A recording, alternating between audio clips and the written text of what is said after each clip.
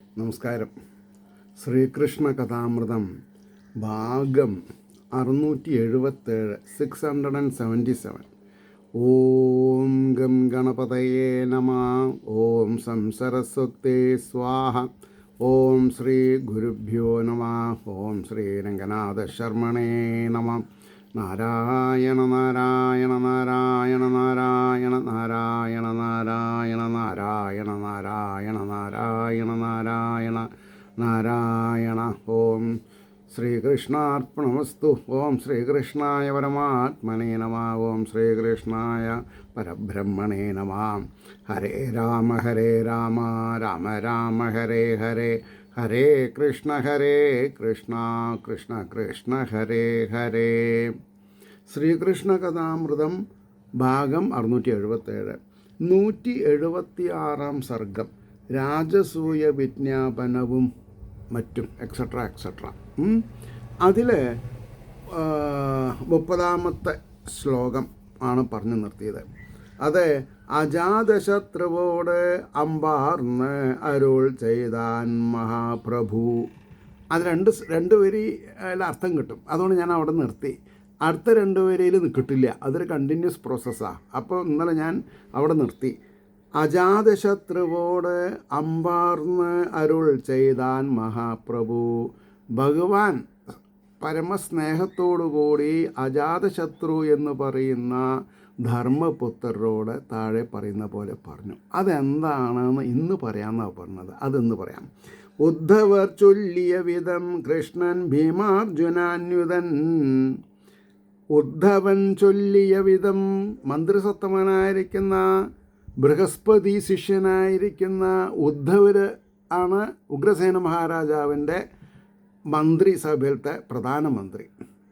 അപ്പോൾ ദ്വാരകയിൽ നാരദർ പാണ്ഡവരുടെ രാജസൂയാഗ്രഹം അറിയിക്കാൻ വന്നു. അതോടൊപ്പം ഒരു ബ്രാഹ്മണൻ ജരാസന്ധൻ്റെ രാജധാനിയിൽ നിന്ന് 20,000 രാജാക്കന്മാരെ അറസ്റ്റ് ചെയ്ത് കാരാഗൃഹത്തിലിട്ടതിനാൽ അവരുടെ ഒരു മെമ്മോറാണ്ടായിട്ട് ഭഗവാന്റെ അടുത്ത് വന്നു. എന്താ അത്? ഞങ്ങളെ ഒന്ന് ഈ ജരാസന്ധ ഭൂപാലൻ്റെ കാരാഗൃഹത്തിൽ നിന്ന് രക്ഷിച്ചാൽ തർക്കടില്ല, രക്ഷിക്കണം എന്ന് പറഞ്ഞിട്ട്. അതാണ് ഉദ്ധവൻ ചൊല്ലിയ വിധം. അപ്പോൾ ഉദ്ധവർ പറഞ്ഞു, ഏതായാലും രാജസൂയ മഹായാഗത്തിന് നാട്ടിലുള്ള രാജാക്കന്മാരെ ജയിക്കണം. ആ തഞ്ചത്തിൽ മഗധാധിപരായ ജരാസന്ധനെ ഭീമസേനനെ കൊണ്ട് കൊല്ലിക്കാം. അങ്ങയ്ക്ക് സാധിക്കുന്ന പറഞ്ഞത്. അതാണ് ഭീമസേനന് അദ്ദേഹത്തിനെ വധിക്കാൻ പറ്റുന്നില്ല. ഇതാണ് ഈ കഥകളുടെ ക്രസ്റ്റ്. നമ്മൾക്ക് എന്തൊക്കെ കഴിവുണ്ടെങ്കിലും അത് എക്സിക്യൂട്ട് ചെയ്ത് ഫലവത്താവണമെങ്കിൽ ഈശ്വരാനുഗ്രഹം വേണം.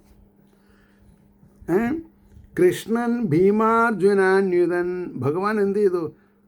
കൃഷ്ണൻ ഭീമാർജുനാന്യുതൻ, ഭീമനെയും അർജുനനെയും കൂട്ടി വിപ്രവേശമുടൻ പൂണ്ട്. ഒരു പ്രച്ഛന്ന വേഷം. 3 ആളും ബ്രാഹ്മണരുടെ വേഷം കെട്ടി. സോമൻ, ഉത്തരീയം, ഭസ്മം, കിരീടമൊക്കെ തൽക്കാലം അഴിച്ചു വെച്ചു. ഒരു മകുടം, ജടാമകുടമൊക്കെ ഉണ്ടാക്കി തലമുടിയൊക്കെ ഇങ്ങനെ പിരമിഡ് മാതിരി കെട്ടി വെച്ചിട്ടൊക്കെയാണ് പുറപ്പെട്ടത്. കൃഷ്ണൻ ഭീമാർജുനാന്യുതൻ വിപ്രവേശമുടൻ പൂണ്ടു മഗധൻ്റെ ഗിരിവ്രജം. ഗിരിക്കോട്ട, അതായത് രാജധാനിയുടെ കോട്ടയ്ക്ക് അണഞ്ഞാൻ. ആദിത്യ സമയം നോക്കി യാചിച്ചുമല്ലവേ. സമയം, കാലം, ഓരോരുത്തർക്കും സമയം, കാലം. എന്താ? ജരാസന്ധ ഭൂപൻ, ജരാസന്ധ രാജാവ് രാവിലെ കുളിച്ച് തൻ്റെ ദേവപ്രീതി പറയുന്ന കാര്യങ്ങളൊക്കെ ചെയ്ത് രാജ്യസഭയിൽ വരും. ആ സമയത്ത് ആരെങ്കിലും മുഖം കാണിക്കാനുണ്ടോ, പരാതി വലുതും പറയാനുണ്ടോ? ഒരു ചടങ്ങുണ്ട്. ഇവരെ പരാതി പറയണ അതേപോലെയുള്ള സമയത്ത് എന്ത് ചോദിച്ചാലും കിട്ടും. ദാനം കൊടുക്കുന്ന സമയത്ത് പ്രൊഫഷയോ. അപ്പോൾ അണഞ്ഞാൻ ആതിഥ്യ സമയം, അതിഥികളെ സ്വീകരിക്കുന്ന സമയം എന്നാണ് ഇവിടെ അർത്ഥം പറയാം. നോക്കി യാചിച്ചുമല്ലവേ. അതിഥികളായിട്ട് അവിടെ ചെന്നു. ഓ വരൂ, ഞാനെന്താ ചെയ്യേണ്ടത്? അപ്പോൾ യാചിച്ചു. ഇത് ആ ഒരു വാക്ക് ഭഗവാൻ ആർക്ക് വേണ്ടിയിട്ടാണ് യാചിച്ചത്? 18 പ്രാവശ്യം 23 അക്ഷൗഹിണി പടകളെ കൊണ്ട് യുദ്ധത്തിന് വന്ന് ജീവൻ മാത്രം ബാക്കിയാക്കി പറഞ്ഞയച്ചു. ബാക്കിയുള്ളവരെന്നൊക്കെ ഭഗവാൻ കൊന്നിട്ടുണ്ടായിരുന്നു. അതാണ് ആദിത്യസമയം നോക്കി യാചിച്ചുമല്ലവേ മഹാഗൃഹസ്ഥനാം ജരാസന്ധൻ. മഹാഗൃഹസ്ഥനാം, ഗൃഹസ്ഥമര്യാദകൾ, ഗൃഹത്തിൽ ആര് വന്നാലും എന്തെന്ന് ചോദിച്ചാലും കൊടുക്കും. ഗൃഹസ്ഥനാം വിപ്രഭക്തനോടു ജനാർദ്ദനൻ, വിപ്രഭക്തനോട് ജനാർദ്ദനൻ രാജൻ ദൂരത്തു നിന്നേ താൻ വന്നുള്ളോർ ഞങ്ങൾ മൂവരും. ഞങ്ങൾ വളരെ ദൂരത്തുനിന്നാണ് വരുന്നത്, നിങ്ങളുടെ ആഗ്രഹമൊന്നും കേട്ടാൽ തക്കടില്ല. മഗധക്ഷിതിപാലൻ്റെ പേർ കേട്ട് ആശിച്ചു പോന്നതാം. മഗധക്ഷിതിപാലൻ്റെ, മഗധരാജ്യത്തെ രാജാവായിരിക്കുന്ന ജരാസന്ധൻ്റെ പേരും പ്രശസ്തിയും കേട്ട് അറിഞ്ഞു പോന്നതാം, ആശിച്ചു പോന്നതാം. മഹാവധാന്യാൻ അവിടുന്ന് അങ്ങ് മഹാധാന്യനാണങ്ങ്, മഹാനാണങ്ങ്. അവിടെ ഒരു സ്പെല്ലിംഗ് മിസ്റ്റേക്ക് ഉണ്ട്. അപ്പോൾ മഹാൻ ധാന്യൻ അവിടുന്ന്. അവർ അവിടെ ആവശ്യമില്ലാത്ത സ്ഥലത്താണ് വന്നത്, അതാണ് ഞാൻ ഒന്ന് പരിങ്ങിയത്. മഹാൻ ദാനവാൻ അവിടുന്ന് ഏവരും ചൊൽവൂ മന്നിതിൽ. ഈ ഭൂമിയിലെല്ലാവരും പറയണു അങ്ങ് വലിയൊരു ദാനധർമ്മം ചെയ്യണ ആളാണ് എന്ന്. ഞങ്ങൾക്ക് ആവശ്യമായൊന്നുണ്ട് അവിടുത്തോടുണർത്തുവാൻ. ഞങ്ങൾക്ക് 3 പേർക്കും അങ്ങയോട് ഒരേ ഒരു കാര്യം ചോദിക്കാനുള്ളൂ. ഞങ്ങൾക്ക് ആവശ്യമായൊന്നുണ്ട് അവിടുത്തോടുണർത്തുവാൻ. അപേക്ഷയതു കൽപ്പിച്ചു നൽകുമാറാകണം പ്രഭോ. ഈ ഭഗവാൻ ത്രിഭുവനനാഥനായിരിക്കുന്ന ജഗദീശ്വരനായിരിക്കുന്ന കൃഷ്ണൻ കൈകൂപ്പിയിട്ട് ഈ 2 കൂട്ടരേനും 2 ഭാഗത്ത് നിർത്തിയിട്ട് പറയാം, ഞങ്ങൾക്ക് അങ്ങയോടൊരു അപേക്ഷയുണ്ട്. ഇതിൽ നിന്ന് നമ്മൾ എന്താ മനസ്സിലാക്കേണ്ടത്? കാര്യം നേടാൻ കഴുതക്കാലം പിടിച്ചോണ്ട് കുഴപ്പമില്ല, വേഷം മാറിയിട്ടാണ്. ഇനി വേഷം തുറന്ന് പറയും, അത് വേറെ കാര്യം. അപ്പം ഇതെല്ലാം ഭഗവാനെ മായ കൊണ്ട് ജയിക്കാൻ പറ്റില്ല, വിദ്യ കൊണ്ടും ജയിക്കാൻ പറ്റില്ല, പിന്നെന്താ കാപ്പട്യം കൊണ്ടും ജയിക്കാൻ പറ്റില്ല. നന്മയായി വരും അങ്ങേതും സംശയിക്കേണ്ടതില്ലതിൽ. അപേക്ഷ അത് കൽപ്പിച്ചു നൽകുമാറാകണം പ്രഭോ. നന്മയായി വരും അങ്ങേതും സംശയിക്കേണ്ടതില്ല. അങ്ങേക്ക് സംശയമൊന്നും വേണ്ട, അങ്ങേക്ക് ഗുണമായിട്ടേ വരുള്ളൂ എന്ന് പറഞ്ഞാൽ എന്താ അർത്ഥം? അങ്ങേക്ക് മോക്ഷം കിട്ടാൻ പോവുക. അത് പറഞ്ഞില്ല, മനസ്സിലതാണ്. ഉദാരന്മാർക്കു നൽകിയിടാൻ വയ്യാത്തതുണ്ട് മന്നിതിൽ. ഭഗവാൻ പറയാം, ഉദാരന്മാർക്ക് ഔദാര്യമുള്ളവന് ഉദാരന്മാർക്കു നൽകിയിടാൻ വയ്യാത്തതുണ്ട് മന്നിതിൽ. ഈ ഭൂമിയിലൊന്നുമില്ല. ശത്രുമിത്രങ്ങളായോർക്കിൽ ആരെയും സമദർശികൾ അല്ലേ? ശത്രുമിത്രാദികൾ എന്ന് പറഞ്ഞാൽ എല്ലാവരും സമദർശികളായിട്ട് കാണണം, അവരാണ് ജയിക്കുക. ഇവിടെ ദാനം കൊടുക്കുന്നത് ആരാ? മരണമാണ് ദാനമായിട്ട് കൊടുക്കുന്നത്. ഞാൻ മരിക്കാൻ തയ്യാറാണെന്ന് പറഞ്ഞിട്ടാണ് ഭഗവാന്റെ സമക്ഷം ദ്വന്ദ്വയുദ്ധത്തിന് ഭീമൻ്റെ അടുത്ത് സമ്മതിക്കുന്നത്. ഭഗവാന്റെ കൗശലത്തിൽ നിന്ന് ജരാസന്ധന് വേറിട്ട് നിൽക്കാൻ പറ്റില്ല. അപ്പോൾ ശത്രുമിത്രങ്ങളായോർക്കിൽ ആരെയും സമദർശികൾ യാചിപ്പതെന്തും നൽകിയിടും മുഖം നോക്കാതൊരേ തരം. മുഖം നോക്കാതെ കണ്ടെന്ന് പറഞ്ഞാൽ ഇയാൾ എന്നെ പേടിച്ച് 18 പ്രാവശ്യം ദ്വാരകയിൽ തോറ്റുപോയ ആളെ അങ്ങനെയൊന്നും പറയേണ്ട ആവശ്യമില്ലാതാണ്. യാചിപ്പതെന്തും നൽകിയിടും മുഖം നോക്കാതൊരേ തരം ചെയ്യാനാകാത്തതെന്തൊന്നാം. ഒരാൾക്ക് ചെയ്യാൻ സാധിക്കാത്തതായിട്ടൊന്നുമില്ല എന്നാണ് പറഞ്ഞത്. എന്തൊന്നാം യാചിപ്പതെന്തും നൽകിയിടും മുഖം നോക്കാതൊരേ തരം ചെയ്യാനാകാത്തതെന്തൊന്നാം കപടന്മാർക്കതേവിധം കാപ്പട്യമുള്ളവർക്കും കപടന്മാർക്കതേവിധം സഹിക്ക വയ്യാതെന്തൊന്നാം ക്ഷമയുള്ളവനും പ്രഭു. കാപ്പട്യമുള്ളവനും ക്ഷമയുള്ളവനും രണ്ടും എക്സ്ട്രീമാണ്. ഒന്ന് നെഗറ്റിവിറ്റീൻ്റെ എക്സ്ട്രീമാണ് കാപ്പട്യം. ക്ഷമയുള്ളവനും ഉത്തമാധികാരം അല്ലെങ്കിൽ ഉത്തമ ഗുണം. പ്രഭോ ഓ മൈ ഗോഡ് എന്ന് എഴുതി വെച്ചുള്ളൂ, വേറെ എന്ത് ചെയ്യാൻ പറ്റും?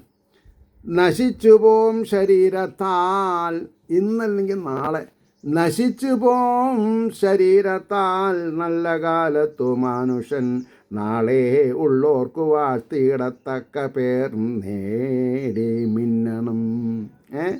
നശിച്ചു പോം ശരീരത്താൽ നല്ല കാലത്തു മനുഷ്യൻ നാളെയുള്ളോർക്കു വാഴ്ത്തിയിടത്തക്ക പേർ നേടി മിന്നണം. ശ്രേയസ്കരമായിട്ടുള്ള കാര്യങ്ങൾ ചെയ്ത് മരിക്കണതിൻ്റെ മുമ്പേ ശ്രേയസ്കരമായിട്ടുള്ള കാര്യങ്ങളൊക്കെ ചെയ്തിട്ടുണ്ടായിരിക്കണം. അനിത്യം കൊണ്ടു നിത്യത്തെ നേടുവോനാണ് ബുദ്ധിമാൻ. ആരാ ബുദ്ധിമാൻ? അനിത്യം കൊണ്ട്. ഈ ജീവിതം അനിത്യമാണ്, അതുകൊണ്ട് നിത്യത്തെ നേടുവാൻ ശ്രേയസ്, ധർമ്മം, അർത്ഥം, കാമം, മോക്ഷം മോക്ഷം മോക്ഷം.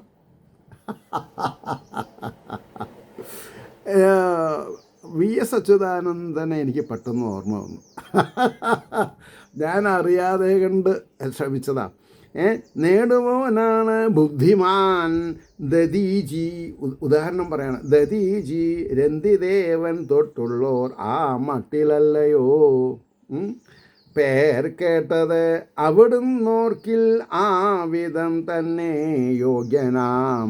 അങ്ങനെ നോക്കുമ്പോൾ അങ്ങ് അല്ലെങ്കിൽ തന്നെ ഇപ്പോൾ യോഗ്യനാണ്. ആ പേർ കേട്ടത് അവിടുന്ന് ഓർക്കിൽ ആ വിധം തന്നെ യോഗ്യനാം. സ്വരവും രൂപവും ചെറ്റൊന്നോർത്തുടൻ നോക്കി മാഗതൻ.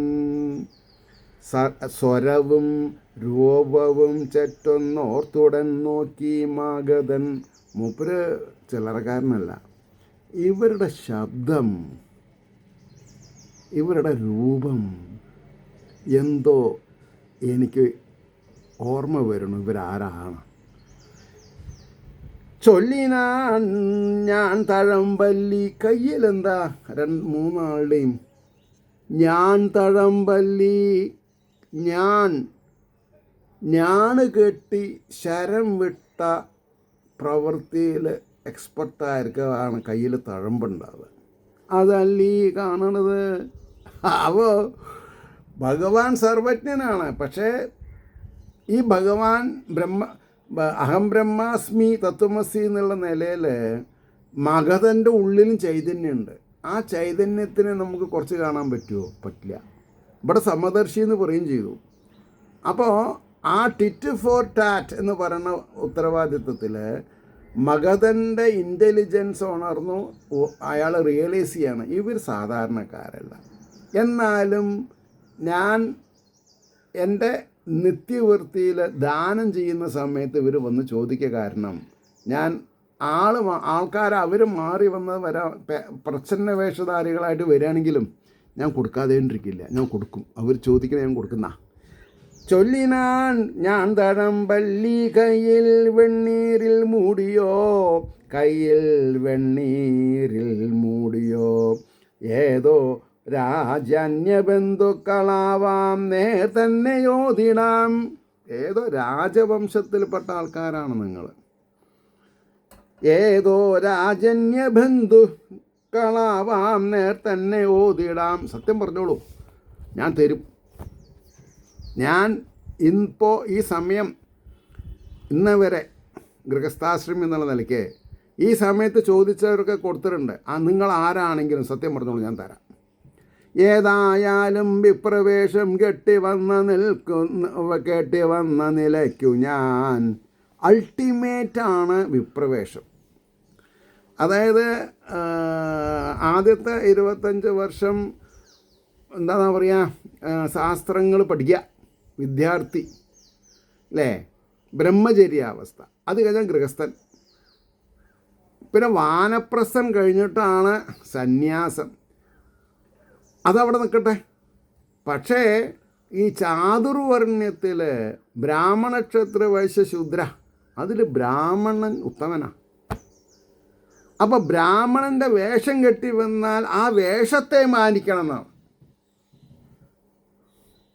ഈ school of Vedanta, school of സനാതനധർമ്മം, തോട്ട്സ് ഓഫ് വേദാന്ത അല്ലെങ്കിൽ തോട്ട്സ് ഓഫ് പിന്നെ സനാതനധർമ്മത്തിൻ്റെ ചിന്താ പദ്ധതികൾ അതീവ ലഘുത്വവും അതീവ ബ്രഹ്മവുമാണ്, ബൃഹത്വമാണ്. അതുകൊണ്ടാണ് ഏതായാലും വിപ്രവേശം കെട്ടി വന്ന നിലയ്ക്കു ഞാൻ ഏകിടാംശം ശയിക്കേണ്ട, നിങ്ങൾക്ക് ഏതേതഭീഷ്ടവും എന്ത് തന്നെയാണ് നിങ്ങളുടെ അഭീഷ്ടം ഞാൻ നടത്തിത്തരാമെന്നാണ്. ദേഹത്തെ നൽകുവാൻ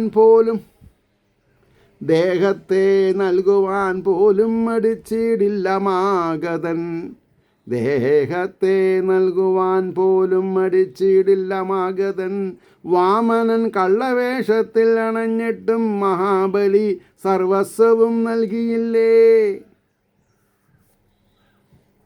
ഇതിനേക്കാൾ വലിയൊരു ക്ലാരിറ്റി ഓഫ് തോട്ട്സ് എവിടെ ഉണ്ടാവുക? For anybody, for that matters, without any എന്താണെന്നാ പറയുക, ആംബിയൻസ് അല്ലെങ്കിൽ പ്രീ എഡിറ്റിംഗ്, എന്ത് വേണമെങ്കിലേ പറഞ്ഞോളൂ. വാമനൻ കള്ളവേഷത്തിൽ അണഞ്ഞിട്ടും മഹാബലി സർവസ്വവും നൽകിയില്ലേ. ശുക്രാചാര്യർ തടുക്കിലും അദ്ദേഹത്തിൻ്റെ പേർ എന്നും ഇന്നും സ്വർണാക്ഷരത്തിലാം. കൊടുക്കുന്നവൻ്റെ പേര് സ്വർണാക്ഷരത്തിലാണ്, കൊടുക്കാണ്ട് മരിച്ചവൻ ദുഷ്ടനാ. കയ്യിലുള്ളതൊക്കെ കൊടുക്കണം.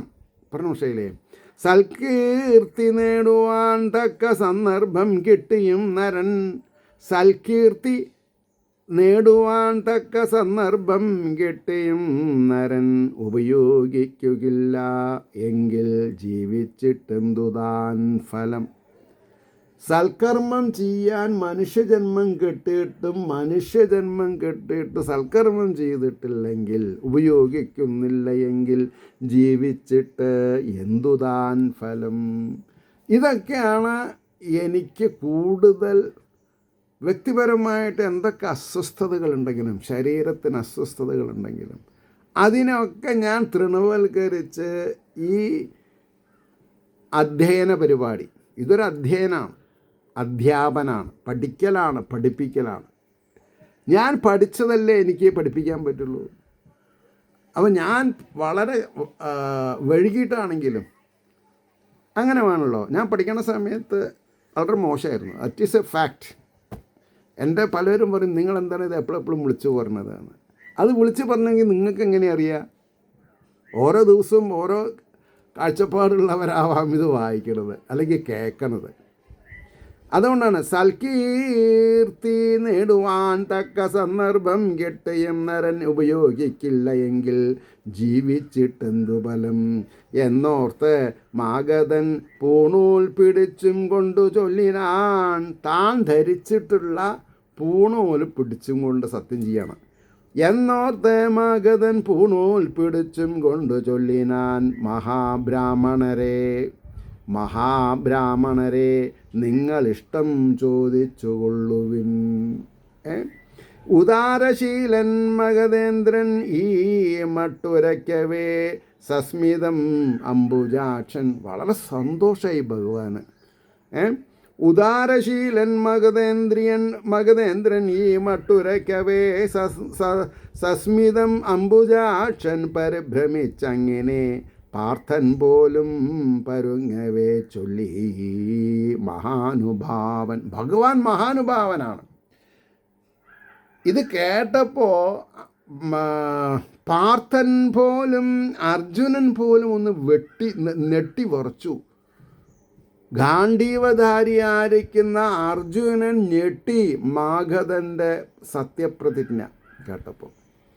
പരിഭ്രമിച്ചങ്ങിനെ പാർത്തൻ പോലും പരുങ്ങവേ ചൊല്ലി മഹാനുഭാവൻ. അതെന്താണ് ഇപ്പം തന്നെ പറയാം, ഒരു 5 മിനിറ്റ്. കാരണം ഇന്ന് എനിക്ക് ഇത് 2 എപ്പിസോഡ് പറയണം. നാളെ ഞങ്ങളുടെ അമ്പലത്തിൽ കുരുവമ്പലം ശിവക്ഷേത്രത്തിൽ ഗംഭീര അഖണ്ഡനാമാണ്. അപ്പോൾ പുലർച്ചെ ഒരു 5:30 മണി മുതൽ ഞായറാഴ്ച രാവിലെ ഒരു 7 മണി വരെ ഗംഭീര ചാട്ടാണ്. ഭൂതനാഥ സദാനന്ദ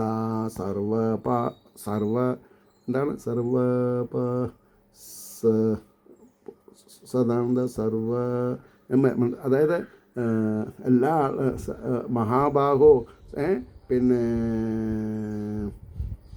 ഭൂതനാഥ സദാനന്ദ സർവഭൂതദയാപര രക്ഷ രക്ഷമാഹോ ശാസ്ത്രേ തുഭ്യം നമോ നമ. എന്താണ് അതാണ് ചിലതിങ്ങനെ മറക്കണം. കാരണം ദിവസേന ഇതൊന്നും കേൾക്കണില്ലല്ലോ. സംഗതി പിടി കിട്ടിയില്ലേ? അപ്പോൾ അതിന് കാരണം ഇന്ന് പറയാനുള്ളതും നാളെ പറയാനുള്ളതും കൂടി ഞാൻ സ്റ്റോർ ചെയ്ത് വെക്കും. ഇനിയിപ്പോൾ മറ്റത് പറ്റുമെന്ന് അറിയില്ല. ഏത്